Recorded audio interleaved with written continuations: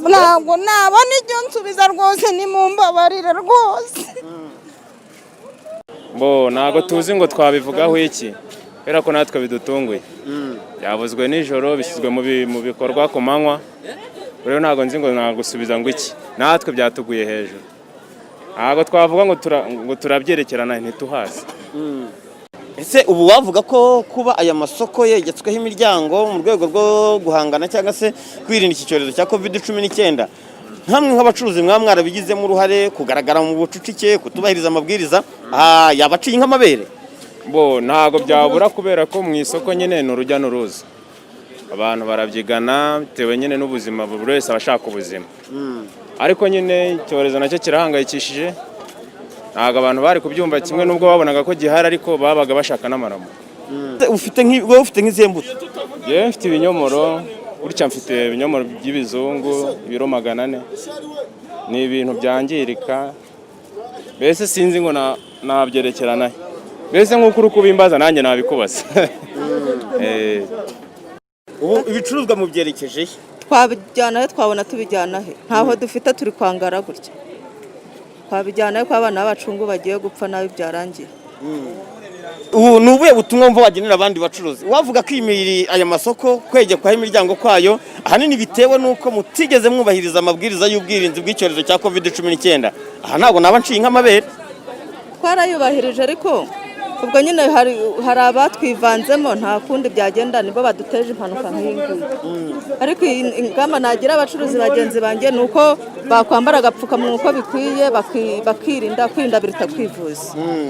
Ntawe ni ibiki wacuruzaga kuri ubu ngubu? Nacuruzaga za pome, nkacuruza imineke, byose nabicuruza. Hari mwaraye muranguye? Uretse nyine ko byose byashwanyutse. Byose byashwanyutse. Muri iki gihe bafunze cy'iminsi 7, ibi bicuruzwa byanyu muraba mufite ababigura, mufite aho muri bubyerekeze mu yandi masoko? Ntaho dufite. Nta na hamwe, ntaho twarateguye rwose. Nyine ubu twasaba ubufasha, mukareba ukuntu ahantu mwaba muducumbikiye, wenda tugashaka aho tubicururiza, mukashaka ahantu muducumbikira.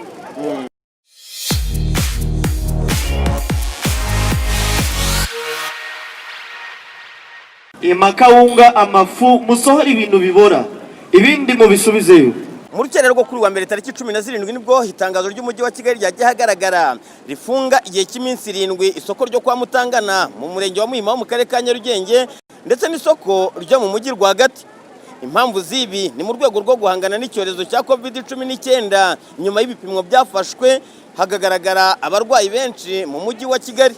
Ikibazo cy'ubucucike mu masoko ni ikibazo cyakunze kugarukaho mu itangazamakuru, ndetse n'abayobozi bakagaragaza ko bagiye gufata ingamba zo kubwira bano bacuruzi mu rwego rwo kubahiriza ubwirinzi bw'icyorezo cya COVID-19. Ariko ugasanga hirya no hino n'ubusanzwe ubucucike bukihagaragara, ari nayo ntandaro yo kuba aya masoko yegetsweho imiryango. Bamwe mu bacuruzi nk'uko itangazo ryabivugaga, abari bafite ibicuruzwa bigaragara ko bishobora kononekara, baje guhabwa akanya ko gusohora ibicuruzwa byabo, harimo imbuto zitandukanye nk'amaronji, ibinyomoro, imineke ndetse n'ibindi. Gusa urujya n'uruza rw'abakoreraga muri rino soko ryo kwa Mutangana no mu yindi miryango ihashamikiye bari benshi cyane, ku buryo buri mucuruzi wese yaranyotewe no gufata ibicuruzwa bye akabijyana, nubwo ngo badafite aho bari bubyerekeze. Bamwe muri bo iyo bakuganirije baraturika bakarira, ngo kubera yuko icyo ari igihombo kibaziye, bakagira n'inama bagira abandi bacuruzi. Mama, muri yaza kubyerekeza ibi bicuruzwa? Njye mbijyanye mu rugo. Ntabwo nabona ibyo nsubiza rwose nimumbabarire rwose. Ntabwo tuzi ngo twabivugaho iki kubera ko natwe bidutunguye. Byavuzwe nijoro bishyizwe mu bikorwa ku manywa, rero ntabwo nzi ngo nagusubiza ngo iki, natwe byatuguye hejuru. Ntabwo twavuga ngo turabyerekerana ntituhazi. Ese ubu wavuga ko kuba aya masoko yegetsweho imiryango mu rwego rwo guhangana cyangwa se kwirinda iki cyorezo cya COVID-19, hamwe nk'abacuruzi mwarabigizemo uruhare, kugaragara mu bucucike, kutubahiriza amabwiriza, yabaciye nk'amabere? Ntabwo byabura kubera ko mu isoko nyine ni urujya n'uruza, abantu barabyigana bitewe nyine n'ubuzima, buri wese aba ashaka ubuzima. Ariko nyine icyorezo nacyo kirahangayikishije, ntabwo abantu bari kubyumva kimwe n'ubwo babonaga ko gihari, ariko babaga bashaka n'amaramo. ufite nk'izihe mbuto? Yewe mfite ibinyomoro, gutya mfite ibinyomoro by'ibizungu ibiro 400.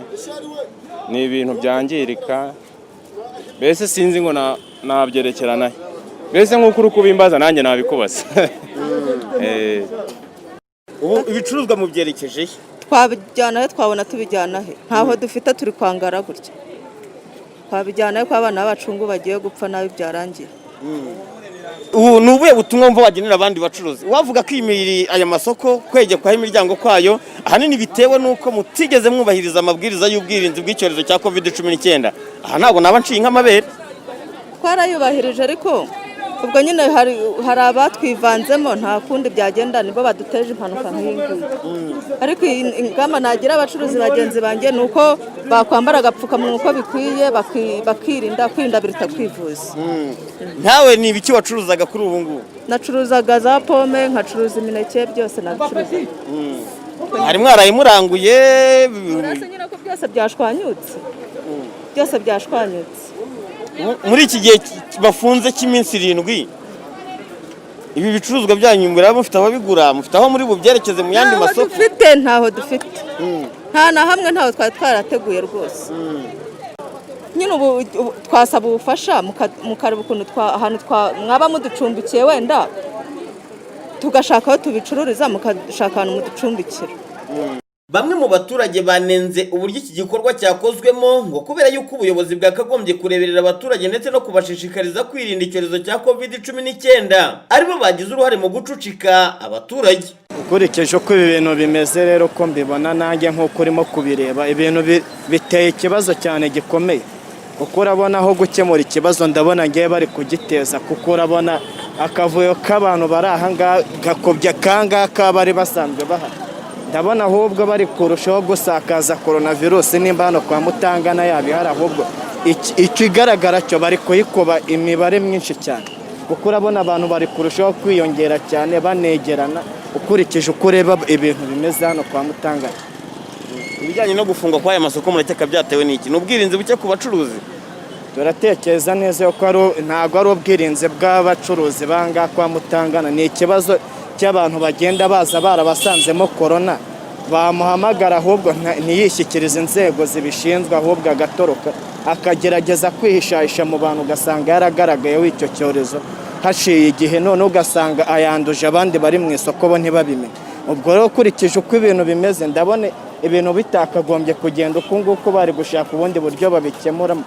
Nkurikije uko bimeze nkanjye ubu ngubu, ubu urebye abantu bari aha ngaha, nimba harimo abantu bafite coronavirus, urasanga bayisakaje mu midugudu igize aka gace k'umujyi wa Kigali kose, kuko urabona abantu bahuriye aha ngaha barataha mu bice bitandukanye by'umujyi wa Kigali, urasanga harimo abagiye batanga coronavirus mu bandi baturanye. Ni igikorwa cyitabiriwe na polisi ndetse n'abayobozi mu nzego zitandukanye. Twifuje kuvugana n'umuyobozi wungirije w'aka karere ka Nyarugenge wari witabiriye kino gikorwa, yirinda kugira icyo adutangariza. Gusa yaza kutwemerera kutuvugisha, nari kumubaza ku kibazo cy'ubucucike bw'abaturage bari bari ku mirongo, nimba byo bitaba imbogamizi zo kugaragaraho ikibazo cy'ubwiyongere bw'iyi ndwara ya COVID-19, kuko hagaragaye ikibazo cy'ubucucike bwinshi. BTN TV mu murenge wa Muhima mu karere ka Nyarugenge mu gikorwa cyo gufunga isoko ryo kwa Mutangana mu gihe cy'iminsi 7, Ndindahiro Valence Papi.